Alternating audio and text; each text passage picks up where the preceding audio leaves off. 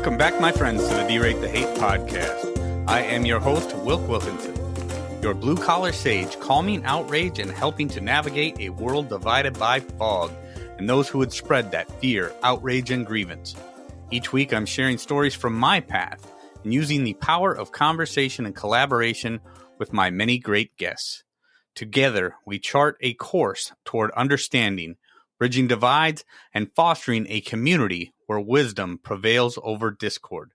Friends, it really is about bettering the world one attitude at a time. We did not create the hate, but together we can derate the hate. The only good thing about a bad attitude is we have the ability as individuals to change it. For me, it starts with gratitude and personal accountability. I am so incredibly grateful that you have taken the time to join me for another powerful DTH episode. Please remember to subscribe and share the DTH podcast with your network of friends. If you would like to support the show, check out the Support Us page on the Derate The Hate website. With that, my friends, let's get to it. Friends, this week I am thrilled to introduce someone who is tackling what she calls a humaning crisis. And let me tell you, it's a conversation that we all need to be having. Kim Bach is the Chief People Officer with an organization called Dailyhuman, where she's doing incredible work helping people reconnect with their best selves and with each other.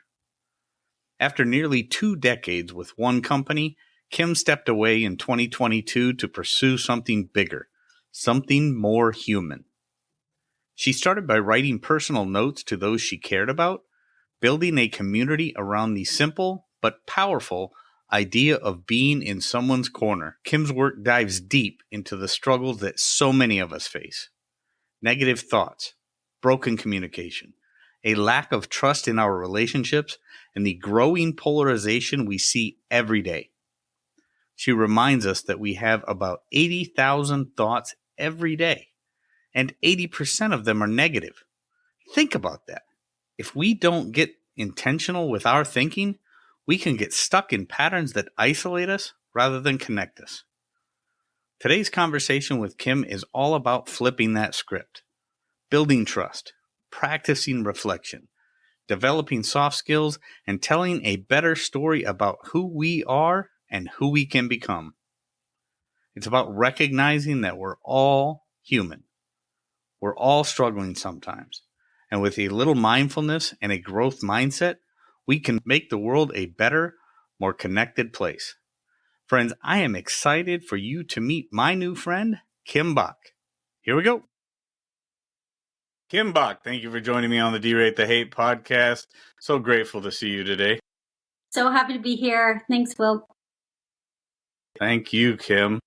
So when I started looking into the work that you've done over the years, Kim, I saw you were in the human resources space for several years, and then I saw that you were talking about, I think it was something I read that you've done, talking about a humaning crisis and how people often lack the soft skills for communication. And then I saw that you talk about trust and interpersonal communication and how that leads to polarization and depolarization.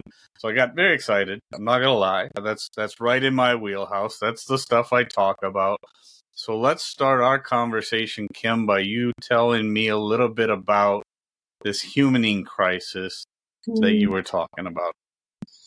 I would love to. I'm excited we're having this conversation. And I think we're all having this conversation like a little bit of a different way. So this is our way. The reality is we have 80,000 thoughts. Let's just put a round number to it on the daily. 80,000 thoughts you have. A bunch. Approximately 80% of them are negative. And 90% of them are just on repeat in a loop with no conscious thought process going on at all.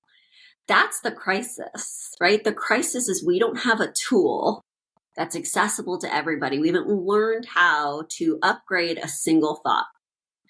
And a single thought can keep you from the outcomes that you want in life. They can keep you from the relationship that you deserve and want to have in your life. A single thought can keep you from walking out the door with the right attitude. And so when I say we have a humaning crisis, a lot of our systems where we learned these intangible skills, how do we learn heart? Where do we find courage?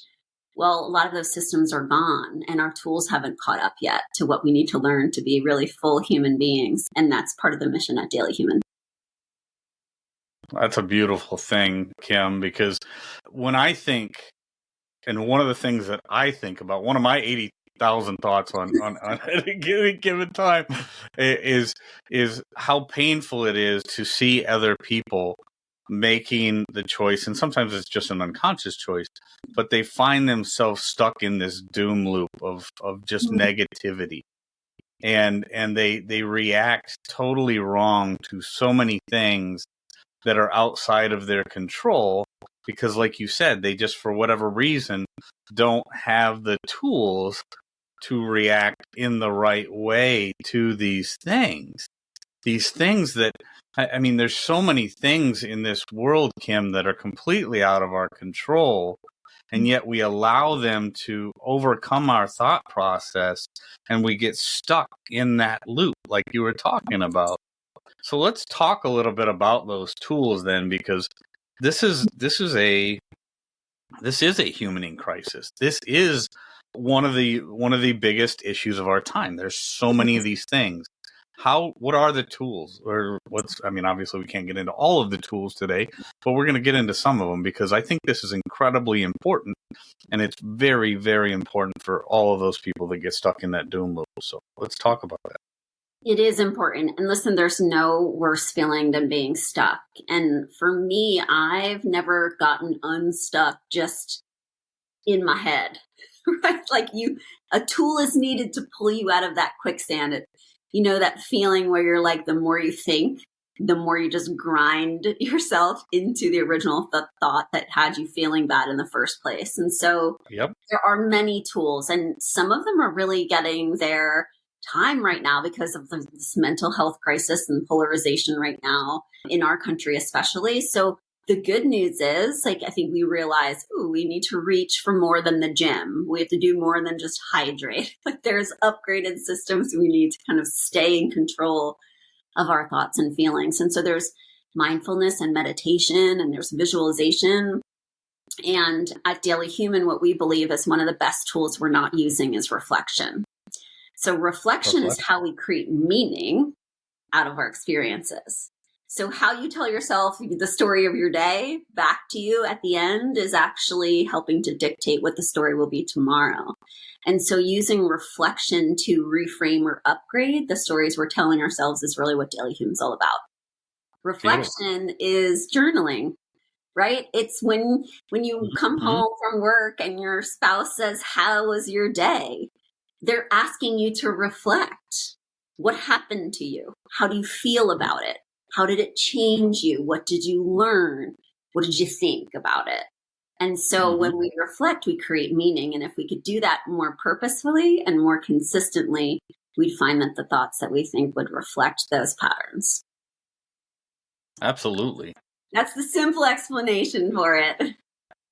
Well, it's an important explanation, obviously. This reminds me, one of the things that I tell people quite often, Kim, is every mistake is an opportunity for learning. And it doesn't have to be an actual physical mistake that we did, but I take what you're saying, and I take what I've said quite often, and I think about all of those things that we get stuck in our head during that reflection process at the end of the day.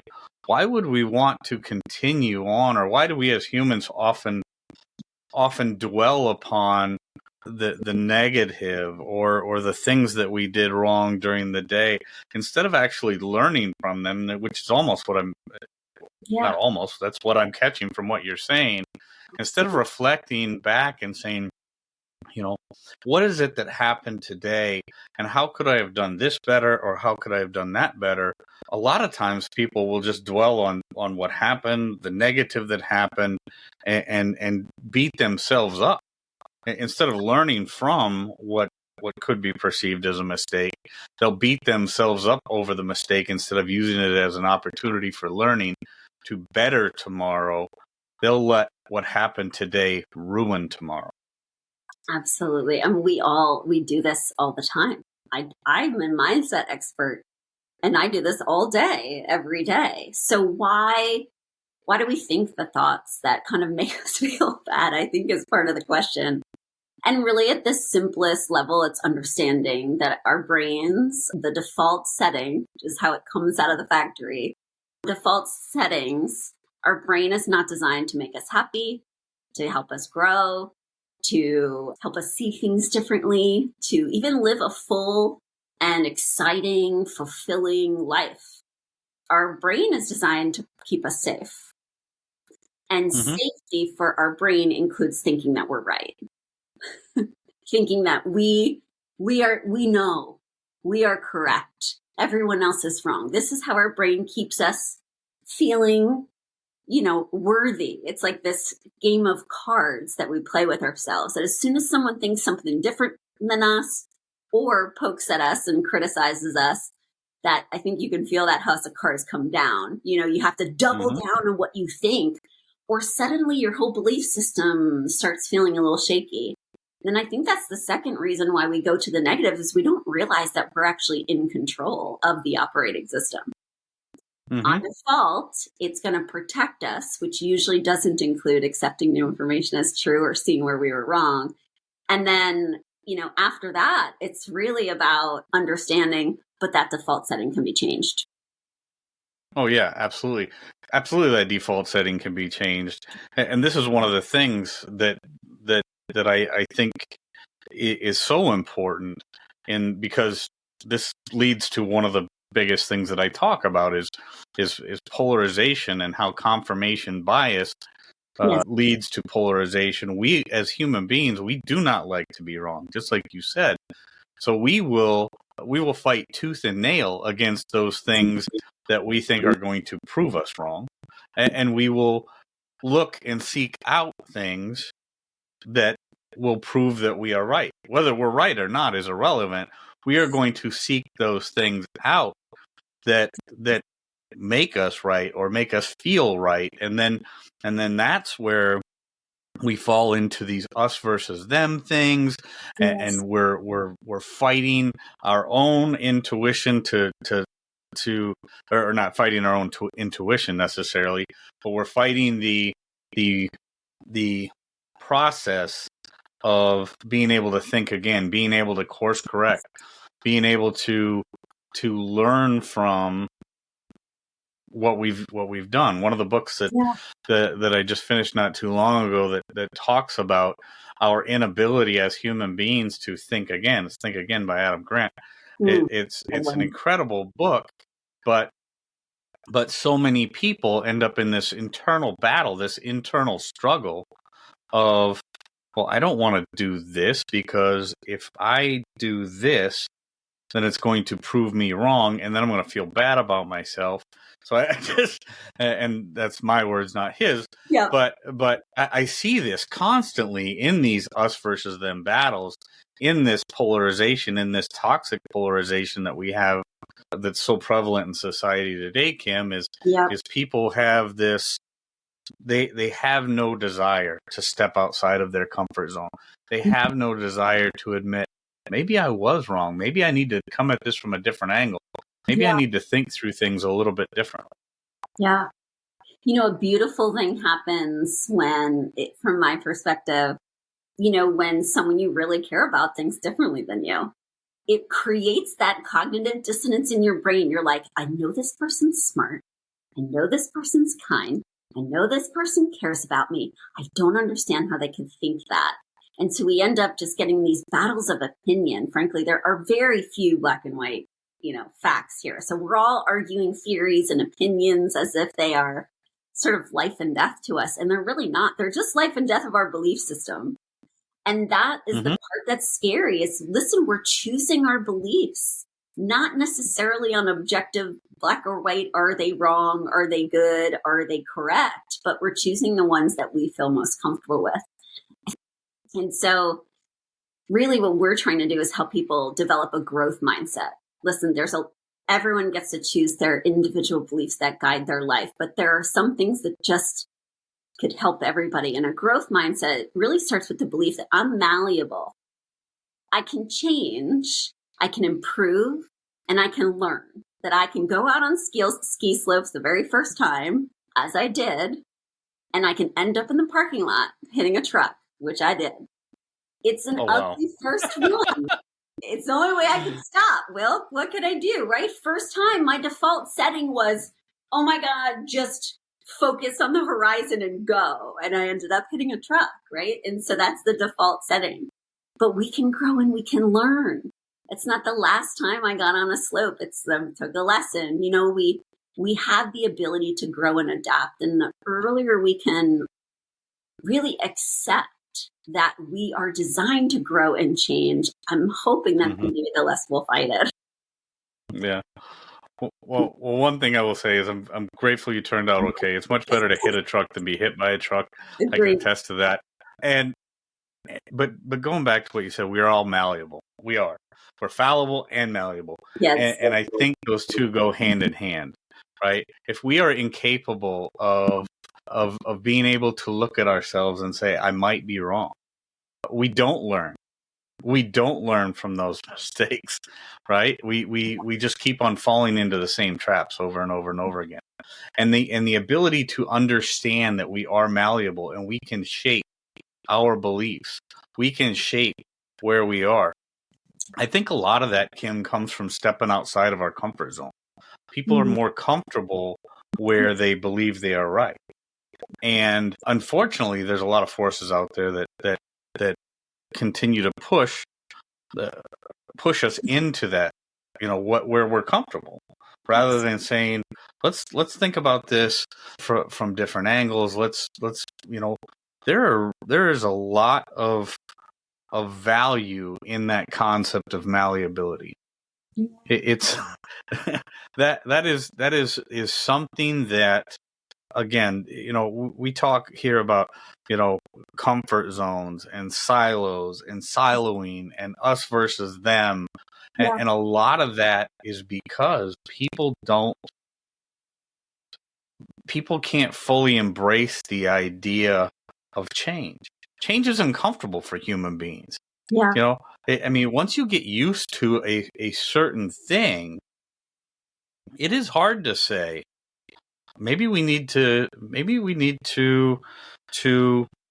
adjust course or course correct. One of the biggest things, another thing that you talk about, Kim, that really stood out to me is the idea of trust. One of the big things that I've done as a part of the Derate The Hate podcast and a part of Braver Angels, which is an organization I do a lot of work with, is the Truth and Trust Project. The Truth and Trust Project is something I engaged in with Dr. Francis Collins, former head of the NIH. And I shouldn't say engaged in, because it's still an active process. It's something that I'm still doing and continue to do every day. It's one of my life's missions to help to rebuild trust in our public health system that I think was damaged greatly during the pandemic and the pandemic response. Course correction is a big part of that. I think a lot of people, you know, so this may be a 90-degree turn, but it is very much along the same path of what we're talking about. Malleability, course correction, being able to look at what we're thinking and say, I might be wrong. I need to think about this from not only a different angle, but from a lot of different angles, which I don't think was done properly. But Kim, take our conversation into the realm of trust, because trust is easily lost, but it's very, very hard to rebuild. It's very hard to gain. So let's talk a little bit about trust and how, not only in just individual relationships, but systemically, how do we rebuild systemic trust? Well, of course, you're right. I think we're all feeling it. Trust is at an all-time low in almost every category of relationship, from trust in governments, and this is globally, trust in governments, trust in organizations, trust in CEO, trust in academia, and trust in our neighbors. The Edelman Trust Report shows all of those are exactly where you feel they are. And so I like to think about trust as an outcome actually. And so at Daily Human, we believe that measurement is motivation. And one of the things that we're really focused on is measuring the intangibles. If you can't tell me how much resilience I'm showing up with, I don't know if I'm being resilient or not, right? It's a hard mirror to hold up, which is, do I trust you? Well, how do I know? That's an outcome. And so I think for me, understanding it's an outcome reinforces the fact that it's something that we can go build, right? So it's an outcome. So there are building blocks to it. And at the simplest level, which is really why we started Daily Human, is it's understanding that not every thought that you think is 100% true. Just start there. Even with a foundational relational concept like trust, it starts with a self-awareness. I am not always right. Everything I think is not always the truth. And until we can do that, of course, trust is low, because you have to think exactly the way I think for me to trust you. And we know that that's impossible. The other thing about trust is I always think about trust as, for me, what it means is I'm going to take this really, really precious, important thing to me, and I'm going to put it in your hands. That's what trust is.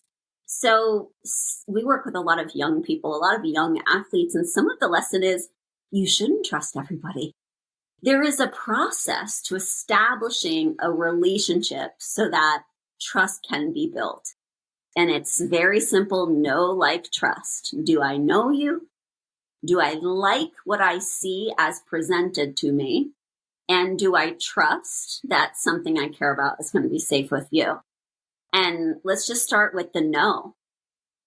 I really want to make it easy on myself, everybody else. Like, really, we don't have to think positive thoughts all the time. You don't have to trust everybody. Can we just go for some movement? So what would be a more trusting thought? What would be a more bold movement in the direction of trusting this person than I might normally do on default? And the question, it might be, I'm going to make eye contact with this person in the elevator and say good morning. That's an act of trust today. So I think when we talk about trust, it's important to realize, one, it starts with your own belief about yourself, what's true and what's not true. And two, I think maybe we could just agree to start slow and just start with, do we know each other? Can we be a little more curious about the stranger, about the father, about the roommate or the colleague who may not be exactly like us? Can we get to know them? I'd like to start there. Oh, I think that's wonderful, because a lot of what we see today is you don't see it nearly as often anymore, Kim, where you're walking down the street and people say hello to each other, or you're at work. I mean, I try in my everyday life, Kim, to greet as many people as I possibly can. If I know their name, I use their name. I try to make eye contact. But one thing and all of these things are so vitally important into trust in each other, trust in ourselves. One of the things that you said there that I want to step back to, because I think it is one of the most important parts of this: certainty. Certainty, being certain that you are right, stands in the way of so much learning. It stands in the way of trust. Because as soon as I am absolutely certain that I am right on something, anybody that says anything in contrast to that now is outside of my circle of trust, right? They are no longer there. I can't even begin to have a conversation with them, because what they are saying is outside of my personal certainty. Right. And now I'm either taking it as an attack, because I think, well, I am certain that I'm right, and I am certain that what they're saying is wrong. Yeah. So they are either attacking me personally, which is what happens a lot today, right? Yes. Or going back to what we said before, this is just one of these big circles, right? Is now I have the inability to admit that I'm wrong. So now I don't even want to be part of that. And with this certainty comes, I start to, one of the kind of sidetracking here. One of the things that you also mentioned curiosity and entering into these conversations with people with true curiosity. That's right in the wheelhouse of what we talk about at Braver Angels. And my friend Monica Guzman, talks about curious conversations and how those who are underrepresented in our life will be overrepresented in our minds and our imaginations. But to take that to the next level, if I push them out because I'm certain I'm right and I'm certain that they're wrong, now all of a sudden I'm making up stuff about them in my brain, which is often wrong. But I'm certain that I'm right about them. It gets worse. It's a perpetual thing.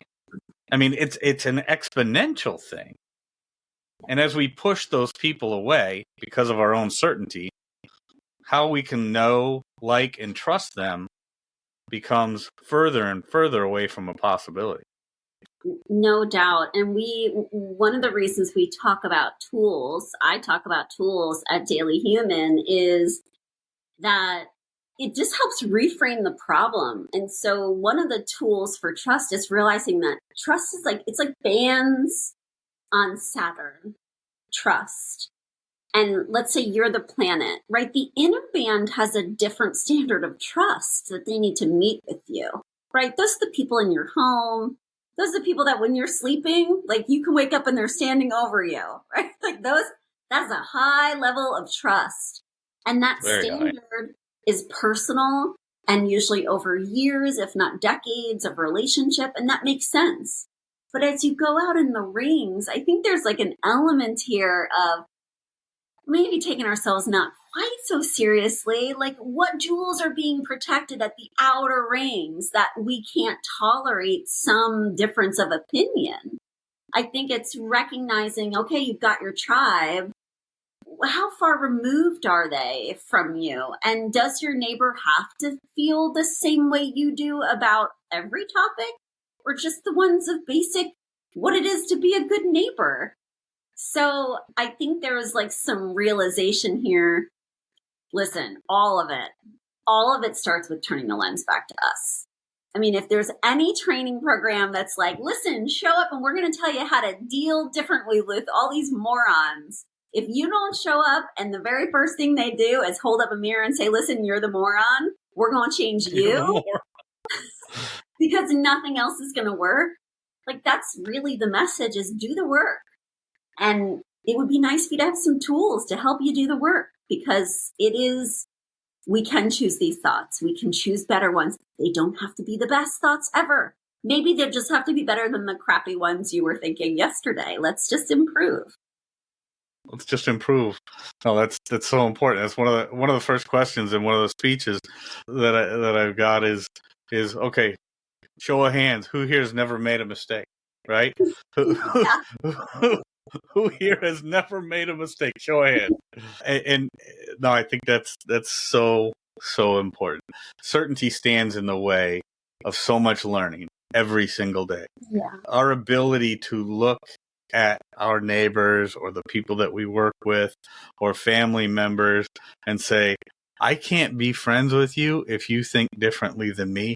That starts with that certainty. It starts with our inability to admit and look at that lens or look at that mirror and say, I might be wrong. Yeah. So let's wrap up with a few more of these tools then from the Dailyhuman, Kim, because we've already established a lot of this comes back to us as individuals, our certainty on certain things, our malleability, or people's misunderstanding of how malleable they are. Yes. And how they get stuck in these different loops. So let's take this back full circle then. What are some of these basic tools that we can use to teach ourselves how malleable we really are, how to think again, how to rebuild trust in those that we are so certain are wrong? How do we do this? Well, let's just start with The first tool that we use in our mindset labs is asking a better question. And this is something everyone can start, just with their families. Most of us are like, how was your day? Right? And then we're going to get the default answer, which for many of us is all the stressors and all the stuff that didn't go our way or the stuff we got to vent about. And that's right. That's the default. So we're trying to break the pattern of the default answer, which starts with the default question. So a better question would be, hey, what was the highlight of your day? And like, what was the stressor? What was the low? Would be an improvement. If you really want a guardrail, if we're really working on it, I'm going to say, what'd you learn today? Every day, what'd you learn? When you sit here and you force your brain to say, I don't think I learned anything today, I'm going to say, well, if you did learn something, what would it have been? And then everyone comes up, well, you know what? I don't know if I learned it, but I relearned that sometimes you should be quiet a little longer before interrupting, because there might still be something that the person's trying to get out. That's a valid lesson. We don't have to learn, life-changing things every day, but are you aware of what you're learning? So change the question, get a better answer. And so that's kind of the first upgrade. And really our mindset labs are built all on questions. So I might ask you, well, what's the smallest thing you can think of in the last week that you feel grateful for? The smallest moment. Right now, your brain's searching, right? It's going through your week for the smallest moment that you felt grateful for. And you're passing some big ones. You're like, coffee's awesome. It's like all the time. And then, right? And then you're like, so what is coming up for you? What's the smallest thing you can think of in this last week that you feel grateful for? Oh, I got a lot of them, but I would say a nice clean towel. I don't know, just the smell of a clean towel when you're getting out of the shower, I think is a pretty nice thing. Amazing. The smell of a clean towel when you get out of the shower. So what you've done right now is you've just carved one new little neural pathway. You didn't talk about how your day went. You thought about the smell of a fresh, clean towel. And that's how we start breaking these defaults. A second tool, it's really important, is, Brené Brown talks a lot about what's the story you're telling yourself. Practice telling a better story. This is a really hard one, especially for those of us who are taught to be humble or maybe not talk about ourselves too much. This game is a game you can play by yourself if you need to at first, but think about the story you usually tell people of how did you start your podcast, or why are you doing the job that you do, or what was your day like? Think about your default and then say, what would be a better story? If I was really the writer of this script, which you are, and I could actually make my heroine do kind of all sorts of cool stuff, which I can, what'd she do this week? So we've had the same story when we had a real inflection point in Dailyhuman. We were invited into the NFL Combine last year. And we were invited with one of our partners, Success Beyond Game Day. And they wanted us to really work on the mindsets of the players in prep for their NFL interview. I mean, these are the best football players in the country. So one of our players, and this is not uncommon, a lot of the stories in his life were about hardship. He was living in his car with his mom for most of his high school. And at the time of the combine, that was his story. When he first told that story, you feel kind of bad. Like there's a lot of uncomfortable feelings. There's a lot of struggle. There's a lot of, I think, sad emotions. With a little bit of coaching and modeling, he retold it's the same story. He lived in the car with his mom throughout all of high school. A little bit of coaching to tell that story differently becomes one of the greatest stories of resilience of anyone in the combine. So when you tell the same story, but from I'm the hero and not the victim, it's the same facts. The impact on your audience is different.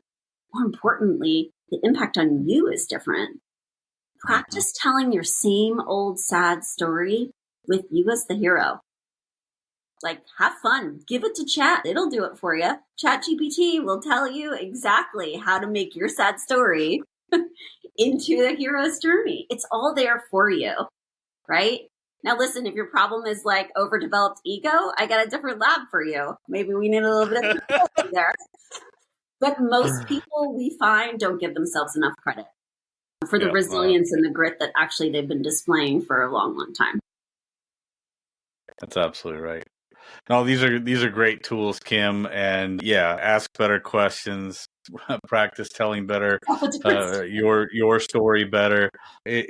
So these are all incredible things, and a lot of what we've talked about today, Kim, comes right back to us as individuals and how we work through things, how we work through our own story, how we work through things that are outside of our control. All of these things are very, very important on how not only did the story that we've lived already happen, right, but how does the story continue on? How do we make this world a better place?